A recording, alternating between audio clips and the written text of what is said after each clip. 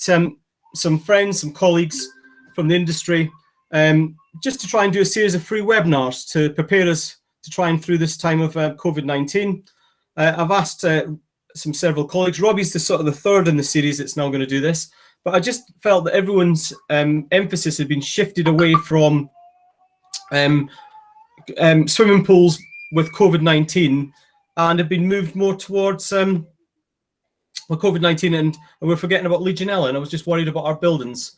So I've asked Robbie to take over for this today, and Robbie's going to take us through some of these implications sort of after lockdown. So over to you, Robbie. Okay, thank you, Ian. If you could just go on to the first slide then, please. Yeah. Next slide, sorry. There you go. Yeah, I just want to start off here because the lockdown issues resemble an outbreak I was involved in going back to 2003 in a West Country hotel. So just basically, there was a fire in the health suite. There was a prolonged closure like we're having now. No risk assessments were made of the spa bath. It was left just to ferment in the corner. After 6 weeks, they reopened with no radical program, no radical disinfection. So the result was, unfortunately, shortly after it opened, 2 people died and 17 were seriously infected.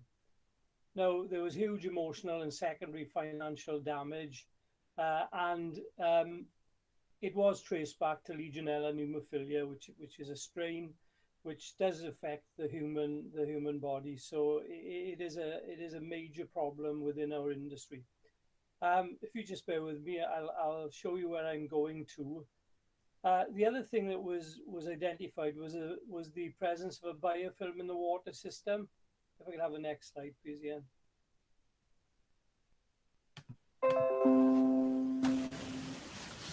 Now, There you go. I just want you to be aware of something that might occur when you reopen. For example, underneath swimming pool covers, in your overflow gutters, all sorts of places, and it is a very, very important thing to recognize. It's a jelly-like mass that grows in water, which is not correctly disinfected or at the correct pH. Now, this thread is going to go through the whole of my presentation today, because once you get biofilms, biofilm, as I just said, is like a jelly-like mass, and that can hold a massive amount of different bacteria, good and bad, within its mass. And what it does is it's very sophisticated. Periodically, it sloughs off or trails off different bacteria. And as we'll come on to see in my presentation, that can infect a lot of different areas. Spa baths is one. Another classic one is showers, and another one is fountains, for example. And then, it's very characteristic, and I just ask you to think about this and recognize it. If you're starting back up again, just be careful, you take the correct steps.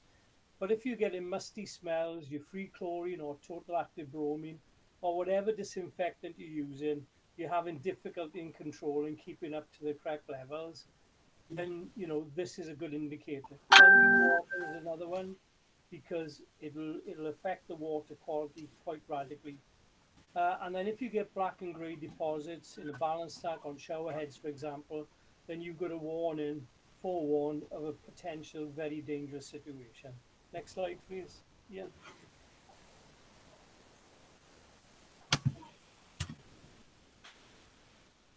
So I've just got a little diagram there. I don't want to get into too much technical detail, but for goodness sake, if you suspect this, get in touch with a pool plant consultant or your environmental health officer as soon as possible. So what you've got, first of all, you get small particles, bacteria that attach to any surface at all. Then you get growth of the biofilm, which will be quite rapid. Once it gets a hold, it'll grow rapidly. Your free chlorine will go down dramatically, and in fact, you can't keep it at all near, as I just said, the recommended level. And then you get that cascading off of different bacteria. Next slide, please. So how does Legionella develop and transmit? So what you need for its growth is correct temperature, The presence of a biofilm which grows and releases acts as a host for Legionella. Aerosol sprays.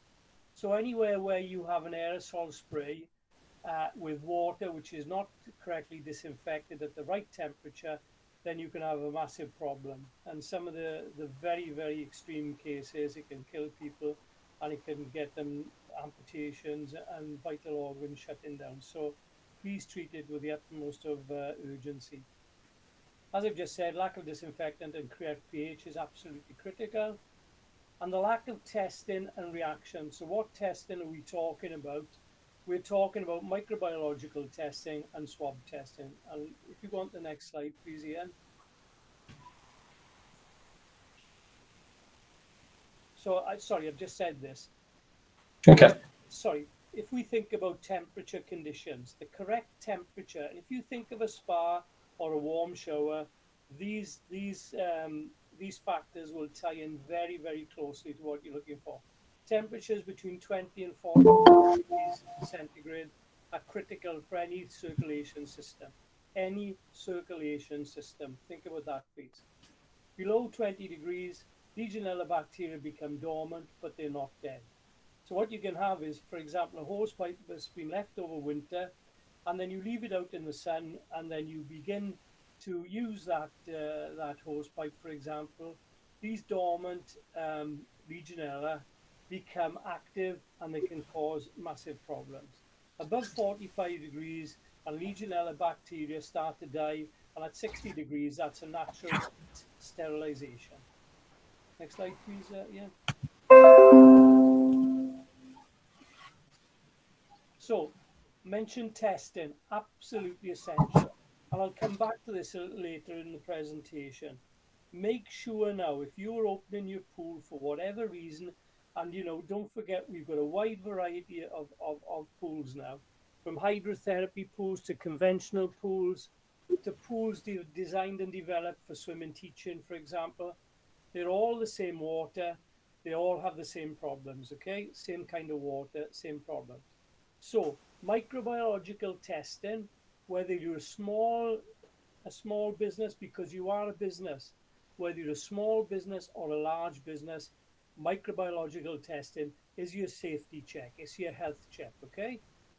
So it should be through a UCAS accredited laboratory. There's enormous pressure on these laboratories because of what's happening out in the other fields as we're talking with coronavirus. So limited access to companies to pick up the actual samples. Now that is a bit of a sticking point. So some of the well-known companies just don't have the facility at the moment to actually visit to pick up your sites, and collect samples and smells. Sorry.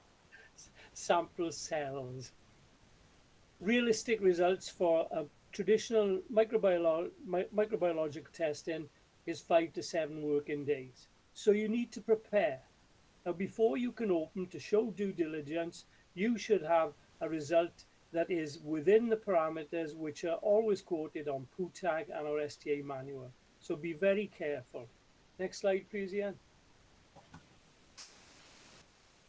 Now, another thing, during the outbreak, I came on board as a consultant, a swimming pool consultant, and we had a massive problem because this particular hotel group was related to caravan parks, and there were 64 sites. So what we started to do to make sure that the sterilization of water in any facility, and also more importantly with corona, we could test for organic contamination on any surfaces, or as I just said, in any water samples. And it was relatively easy, and it was absolutely, it was brilliant because we were detecting areas of certain circulation systems were grossly contaminated. Next slide, please. Spas, to give you an example, they're a perfect example, really. You've got the correct temperature. It's ideal. The bacteria is ideally placed in poorly managed facilities, and they have, nutrients for bacteria such as body fats, cosmetic oils, and stuff like that. And they're ideal after a period of inactivity. Okay? And one thing I should have put in there was if you look at those two people enjoying the spa, they are right in the path of an aerosol spray. Okay? So they're breathing in now potentially infected vapors. Okay, so it's absolutely perfect. Next slide, please, Ian. Okay, and just to give you a couple of examples of what I've come across in my coloured career, this is one where you've got the biofilm coming through and it's actually depositing on the top scum line of that balance tank, which is a part of a swimming pool or spa system. So balance tanks, you know, if you don't know about them, please read up on them because they can be a big harbour of biofilms. Next slide, please. Showers. So there's two problems with this shower head. Look at your shower heads, okay? If they're dirty and grimy, that they are there, then you might have a massive problem with potential Legionella. Another point to realize with shower heads, if you're in a hard water area, then they can cake up with calcium, which are excellent sites for biofilm development. They're often neglected. They're not scaled enough, perhaps, and they need to be disinfected. So that head would be taken off, you know, with PP, etc., and thoroughly cleaned with a brush, and then put back in place. That should be done regularly, and I'll come on to the regulations and how regularly a little later. Change the slide, please, yeah. Oh, hang on, it's not changed in a second. Bear with me. There we go. Okay, and another thing, you know, I'm giving you examples now, so you know you can use your intelligence then to pick up on things. I'm trying to make them as easy for you to understand. Interactive play features, temperatures. Some of these measured when we went on a consultancy to look at these were 34 degrees. That's for 34 degrees for that, you know, children playing there, and perhaps more vulnerable are the actual parents and grandparents like myself sitting round. And don't forget, Legionella spray in outdoor settings can travel something like 100 meters. So be very careful with it, okay? Next slide, please. Okay, other ancillary sites, just to give you an idea. Water supplies. I mean, there's a big pressure on water companies out to provide hygienic potable water. And I know a number of experts in this field are watching the water supplies very closely. So it might be very well for you because it's not going to cost you much more money extra to take a microbiological sample or a swab sample of the actual water coming into your building. As I just said, it's a major issue for the water authorities. Hose pipes, I've just mentioned you. Fountains are another one. I always remember going around to a site and we checked all the interactive play features, the spas, the showers, and I walked outside and there was a fountain cascading away there. So just be careful if you've got facilities like that. Inflatables, they can hold a biofilm on the inside, but they can also hold a biofilm on the inside. And some of these inflatables that you might have on your sites are what we call constant blow. So what happens is you blow air into them and the air then mixes with some of the water possibly. You know, we're not quite sure about this, but I'm just giving you a heads up because you have to have them spotlessly clean. And you know, you should have them where you can flush them with chlorinated water and empty them afterwards. But the bottom line is vapor is coming out of the seams of these constant blow ones and they can cause problems. Next slide, please. Right. What are our legal obligations? I used to run a swim school, and like a lot of you out there, you know, you were running swim schools. So what is your obligation, your legal obligation to your clients who come in to use your facilities or any facility at all? All businesses under this control, this legal control, okay? Health and safety executive, you know, they don't take any prisoners if something goes wrong. Everything's fine till something goes wrong. What is your business? Now, if you are running swimming classes, then that is your business. And we'll come on to, you know, going further up the chain or down the chain will identify, how it can affect businesses. And the health and safety executive are monitoring now, and I think it was on pool plant operations. Ian drew it to my attention. I mean, they've had £14 million extra budget, and in that case, right, since places have opened in England, they've made 500 businesses stop trading because they're not conforming to the COVID-19 regulations. And they've had over 8,000 complaints from staff who are employed in these businesses. Now, the staff employed in all businesses are very, very important. And I think what you must do is make sure that you're communicating with your staff, well before you actually open up. They need your reassurance if you own that business or if you're a line manager. It's not a nice time, it's frightening. So we're going to ask these staff possibly to do certain things that they will not feel comfortable about. And there will be a lot of fear there. So just a heads up, I'm sure all of you will treat your staff correctly. Make sure you get them involved in it. And then the legal regulation goes back to the approved code of practice and guidance on regulations, L8. If you go on the Health and Safety Executive website, you can get a free download of that, the general conditions of it, okay? Next slide, please, Ian.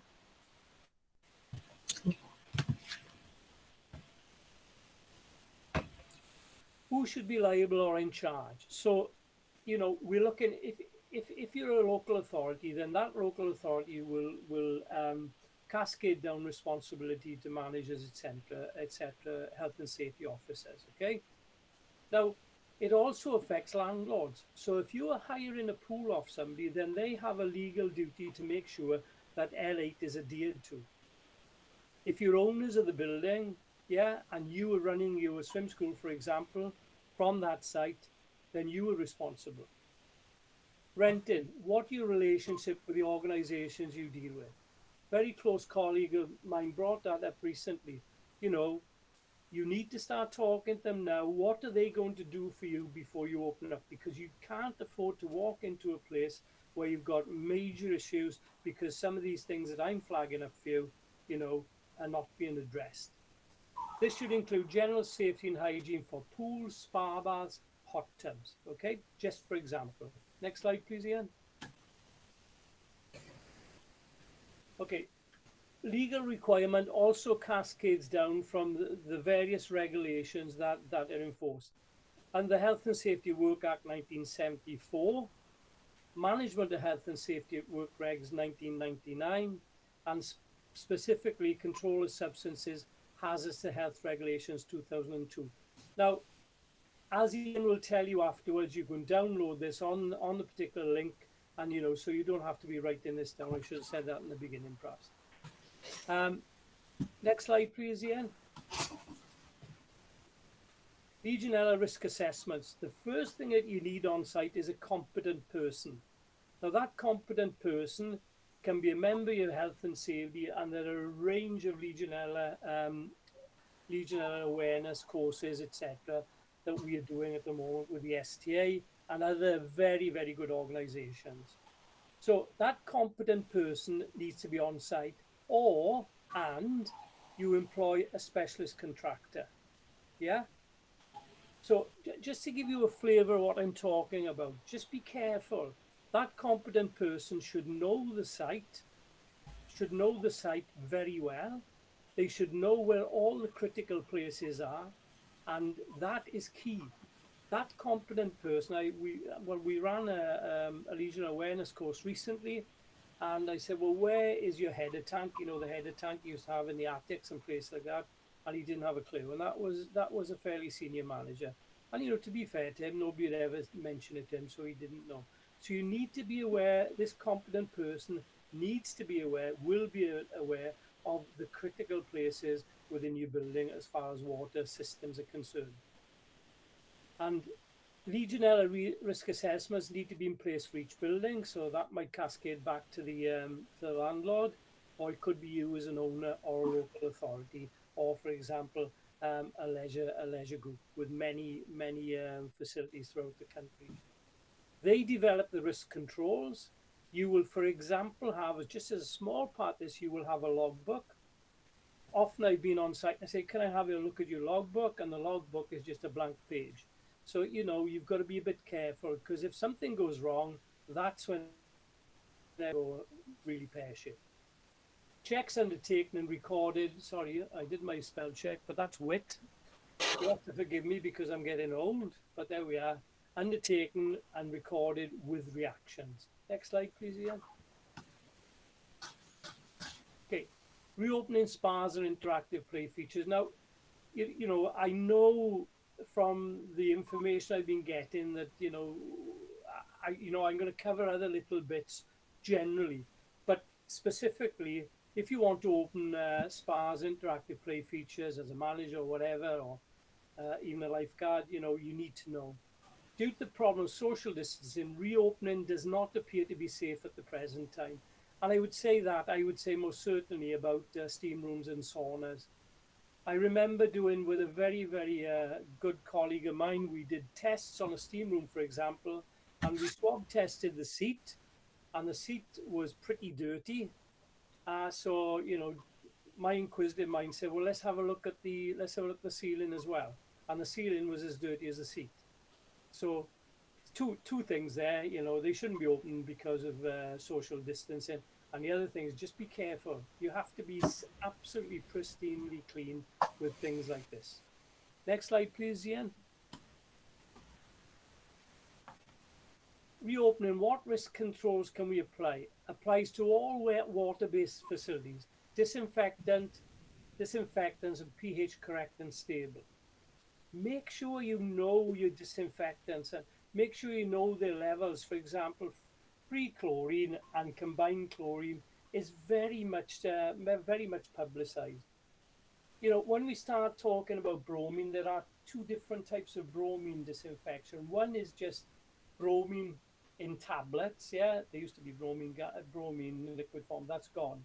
So you have a tablet which you put in a spa. Some people put in a floating device, which I don't recommend, into fountains. Okay, but that is total active bromine, and in a spa that should be between 4 and 6 parts per million.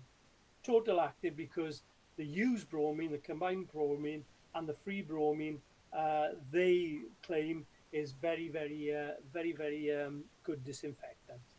Just as an aside, if you are using bromine, if you want to drop me an email afterwards, just be careful, because my old saying, the solution to pollution is dilution. If you don't get your bromine levels right and you don't get your TDS right, then you can cause a horrible thing called bromine itch. So just be careful. Ensure correct levels and apply the traffic light system. Automatic controller functioning accurately, testing equipment recalibration. Now, all this needs to be done before you actually reopen, and you need to be doing it now. Because, if you're opening on the 4th of July, filtration system checked and inspected if water quality is suspect. The spa filters should have been drained completely after superchlorination and appropriate filter cleanser applied. Balance tanks drained and cleansed. All pipework drained and cleansed. Okay, next slide, please.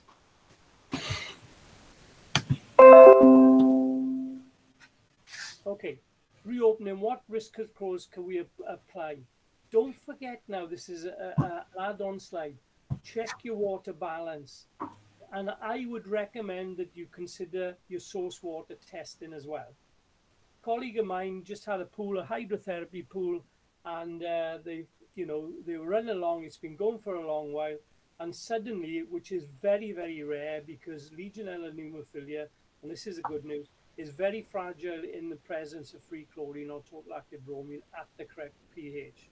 But for some reason, that Legionella pneumophilia bacteria had appeared in the pool. So if you've got pools which were domestic pools and you're now using them for swimming teaching, for example, just make sure that you've got the correct flows and the correct filtration. Yeah, because if you've got dead spots, then things can appear. If you've got top-up valves, for example, is the source water the problem? Just think about it. Next slide, please.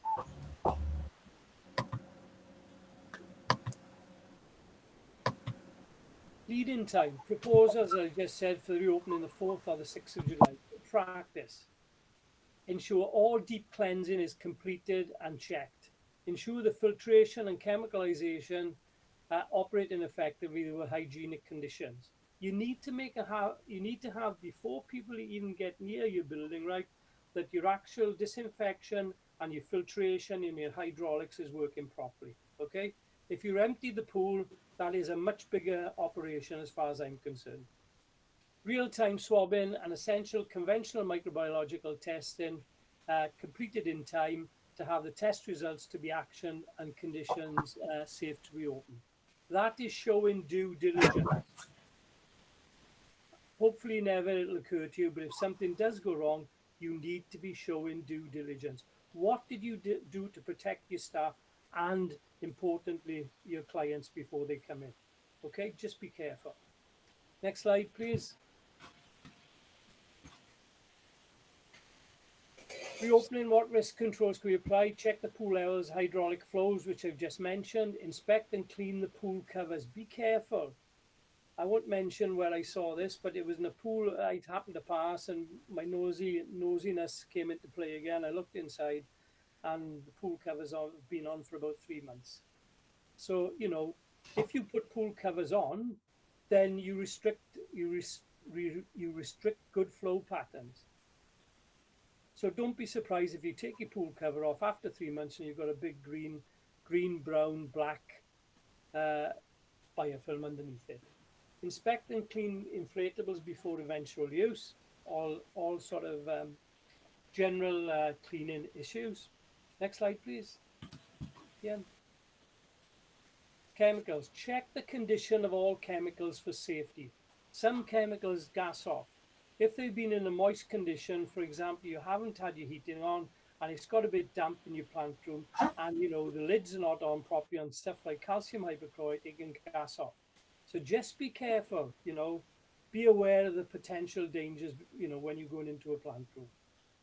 Liquid disinfectants, check for conditions. Sodium hypochlorite will lose its strength over time. So you can have a lovely looking drum of sodium hypochlorite, and it's been there for 6, 8, 10 weeks, then you will find that the solution has diluted quite considerably. Dilution is a big issue that you must understand. You know, there's been a lot of stuff going back and forth about cleaning your poolside with sodium hypochlorite. For goodness sake, don't clean it with neat sodium hypochlorite. It's not only a dangerous thing to do. You know, if you've got good strong bleach, it can be up to 14% strength. That is a dangerous chemical, so be very careful. And by the way, I've seen it happen. If you do that over a prolonged period of time, what you'll find is if you've got cement screed and, you know, grout, which is not the appropriate grout, then that will be eaten away, and you'll find that after a period of time, your tiles will start coming up. So be careful. Non-use of pack cake injectors and crystallize in plate heat exchangers. I've seen this. Reopened the pool, off they went. They overdosed with pack, and there was no heating available because in the plate exchangers on the hot water side was fine, but the water wasn't passing. The pool water wasn't passing through these very fine gaps in the plates because the pack had crystallized out. So be careful, you know, make sure that people are checking it and make sure that, you know, when you come back, you know, a drum has gone or whatever, and you suspect it might be blocked. Are required chemicals due to unprecedented demand? What I mean by that is, I know, for example, I think Ian told me this, that as soon as this lockdown occurred, good old suppliers of, and I won't mention any companies, of sodium hypochlorite decided to put £10 a drum on them. And you may very well have difficulty getting this chemical in. So you need to be prepared. Okay, next slide, please. Reopening and start of further guidance. As per PUTA guidance 45, reopening the pool after COVID shutdown, that's TN 45, sorry. Legionella information, additional advice for per PUTA. Next slide, please. sorry, I'll come on to it now, because the advice on the poo tag, if you go onto poo tag under Legionella, there is Escid. I got the website coming up shortly, but look at that, because that gives you, gives you a lot of very valuable information on Legionella and its control and what's expected of you. Cleanliness and hygiene, as per SDA manual, cleanliness and hygiene in pool plant environment and the pool tag guide. On the new manual for STA, we decided, Safety Training Awards, we decided that we needed to upgrade our advice on general cleanliness, because there was so much muck going into pools and people walking on poolside in shoes and all sorts of stuff. But it's basic hygiene, and it's going to go even further now with this COVID. You've got to make sure these surfaces are clean and kept clean. Next slide, please. COVID-19 surfaces cleanliness and hygiene practices. Who is going to be designated to clean? Now, this goes back to what I said about, having rapport with your staff and, sort of putting their minds at rest. Do they need PPE? What PPE do they need? We all need to be aware of that, okay? Essential staff are comfortable and competent. Discuss and ensure staff are clear and competent with senior staff support. It's so important. I mean, this fear factor really worries me with people going back to work in the leisure industry. And, you as, not so much me, because I'm retired, well, semi-retired, but you need that rapport to look after them, otherwise you could have problems. Signage is absolutely essential to guide the staff and obviously the clients coming in. And you can pick up that signage, as Richard Lambourne said last week in swimming, and health. I think there's some on the health and safety executive site as well. Cleaning of surface is a two-part process. A microbiologist told me this about 20 years ago, because I thought if you just sprinkled some chlorinated water, it would kill it. Biofilms I'm thinking of, and bacteria. Pseudomonas is another one. You've got to have a physical clean combined with a chemical clean, otherwise it won't work. Just putting chemicals on it, it won't work. I can show you, if I had time, photographs of a pipe camera I used to have, and biofilms actually grow inside of corrugated pipes, classic pipes used for spas and hot tubs, for example. So that chemical clean and physical clean is absolutely essential. Next slide, please, Ian.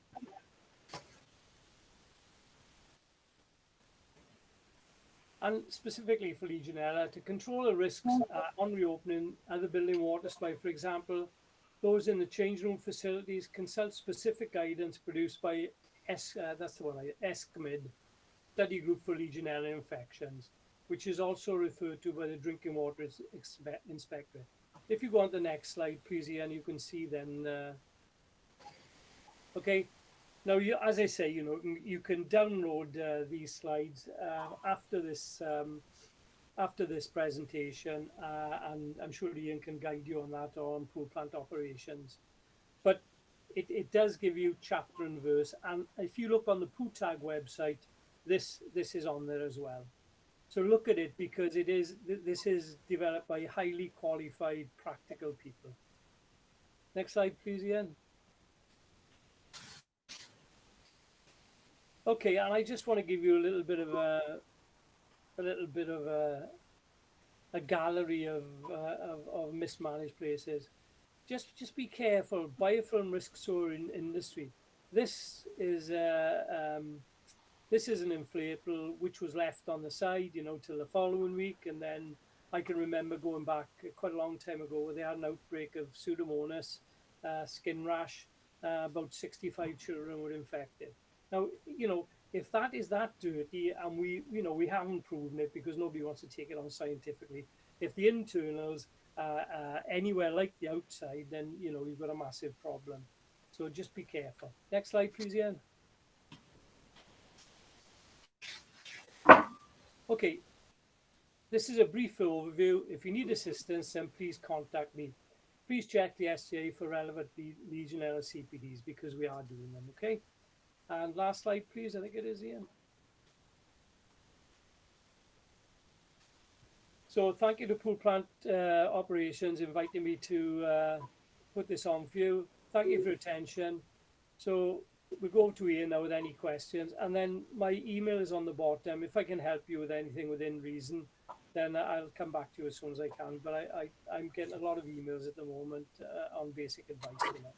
But please go out there now. Make sure that you are happy to go back into your place of work, right? And if you can collaborate with different people, managers, or your staff who work alongside you, then I think your job is going to be much easier.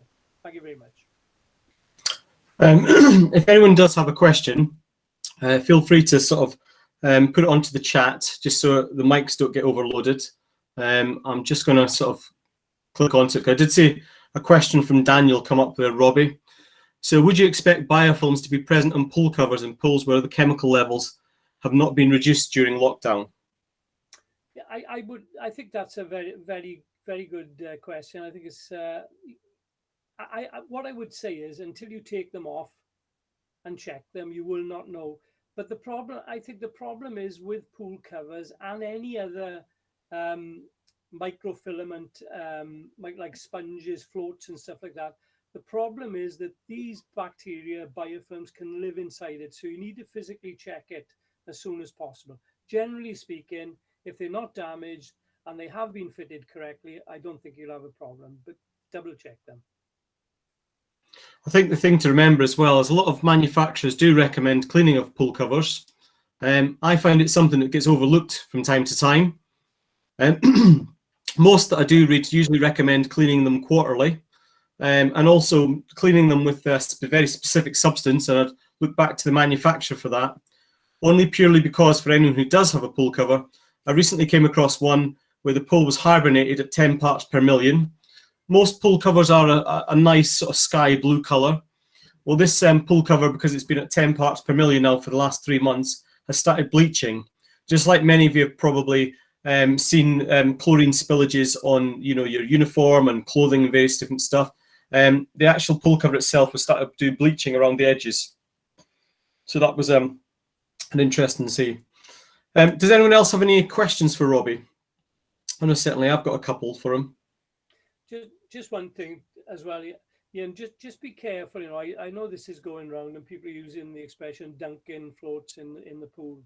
Now, you can dunk your floats in the pool as much as you like, but if you don't get a physical clean, a soft brush, and a chemical clean, then you could have biofilms growing there quite readily in the actual sport. The little micro channels. So be careful. And I think for a lot of us, we've got to remember that our leisure centres have been basically stagnant. So the whole thing's almost been a dead leg during this time, hasn't it, Robbie? Yeah. So where before we'd maybe rely on customers flushing the leisure centre, using the showers, using the taps, using the toilets, all the rest of it, the whole thing's just been stagnant as part of the system. L8 is a very good guide, and as I say, you can download it, but it gives you different, some of the stuff is like water coolers and stuff like that, which I don't mean cool water now, I mean water coolers, and that's more advanced, but general buildings, and the Ashmid gives you a very good guide. But as you say, it's a lockdown is similar to the original example I gave you. It's closed, it's been stagnating, and you start it all up and you've got a problem. So it needs to be checked. What would you say, Robbie, if some of the pools which are here today possibly were, small hydrotherapy pools? I've certainly seen them in the past with, air beds, almost aeration beds. Some of them have little sort of almost like sun loungers in the pool, but they sort of bubble gently. Would you activate them? Would you not at this point in time? Yeah, I think you've got to give them special attention. You need to clean them physically. So that might mean with brushing them, underwater or whatever. And you need to run the actual pool plant at a higher disinfection level, something like 10 parts per million, for about 6 hours, I would suggest. But I would not start using them until you've got a pool cover on, so you don't provide an aerosol. So that would be a much more effective way. So Robin's just asked a question. So he's put, what are your thoughts on using hydrogen peroxide with silver as a biofilm remover in a swimming pool environment?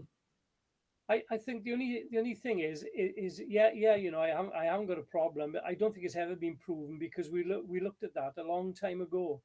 The other problem with hydrogen peroxide silver is Sanosil, I think it was called. You know, you've got to be very careful. You know, I don't think you've got to check the efficiency of the actual disinfection part of it lasting in a large body of water. So I don't think there's anything to prove it at the moment because we've had all sorts of things when I was on pool tag, you know, for silver and copper ions and stuff like that. Yeah, they work, but they don't work in a commercial environment. And you know, if you look at swim schools, that you know they can be very busy small pools, so it's not proven. Okay, and interestingly, some of you here might be thinking hydrogen peroxide, thinking, where have I heard that before? And you'd be right in thinking hair bleach. Yeah, it does often get used in swimming pools. It's rare. I've certainly come across it 3 times myself, but it is rare, but it can be used in pools itself. So you mentioned about inflatables, and there's no been any real research on the inside of inflatables as to biofilms and sort of Legionella risk. So I suppose in a way that inflatables for us just now wouldn't operate because of the risk and probably difficult to social distance on them, would you say? Oh, yes, definitely. Yeah, definitely. You know, it's just that we did our own research because we got hold of a few inflatables and we swab tested them inside and outside, and the inside was dirtier than the inside was dirtier than the outside. So we thought, well, Right. could be a possible Legionella risk, you know. But the modern inflatables now have got a big Velcro attached unit at the bottom where you can just open it up and clean them out, which is much more effective, I think. And when you talk about obviously contraction of Legionella, and we talk about aerosols, so you know, being aerosol, so to speak. How would you best describe that aerosol? Because I do get asked this question because people worry about normal operating showers that are pretty clean and they think about aerosols. So what do you mean when you say it's obviously aerosoled?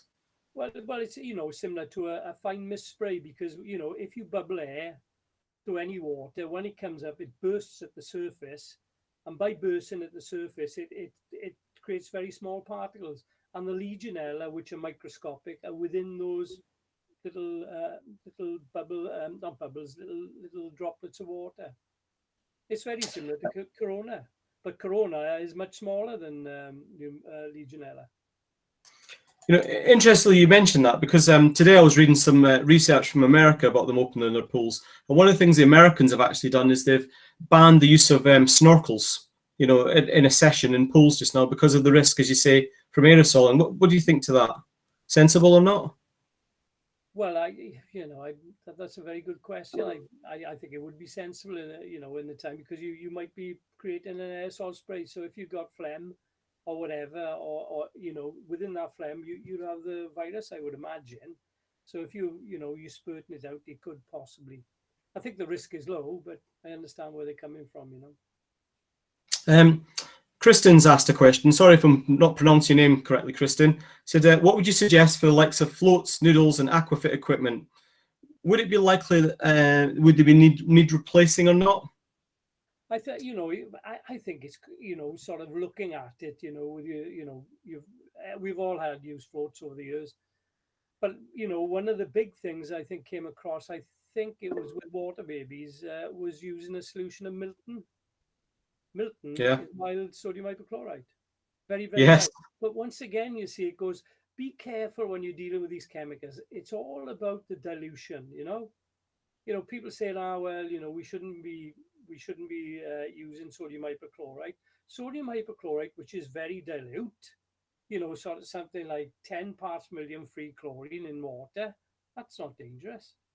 It's at the point for swimming where you would say, you need to stop swimming. Yeah. Having said that, providing you're wearing gloves because you might have sensitive skin or something like that, it's relatively safe to use. And lots of people have said about sodium bicarb. That was always what we used to use in the old days. Yeah. So once again, just don't, be sensible, risk assess it, and you can use it. It's not a major issue. I've got a question from Philip Jameson. or Jameson, sorry. He said, all of our showers, taps and toilets have been run off weekly, and the hot water in the tanks was over 65 degrees. So in other words, it sounds like Philip's been, continuing with the Legionella checks. What measures would you recommend before opening the pool, e.g. showerhead cleaning or tap cleaning, anything like that? Well, he needs to test his water as well, doesn't he? If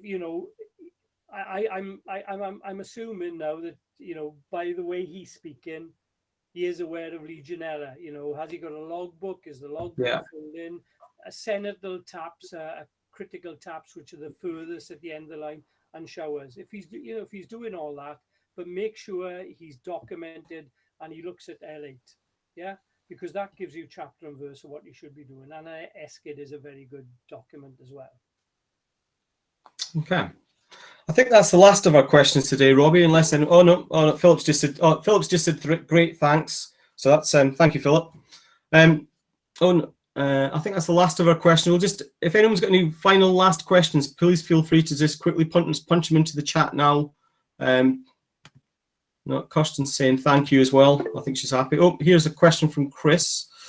Chris has asked, we use Dryox, chlorine dioxide for cleaning biofilms in the pool pipework, etc., and cleaning pool equipment such as floats. Okay, so I think that's a suggestion to some of the others maybe who's asked the question of a product that they could possibly use.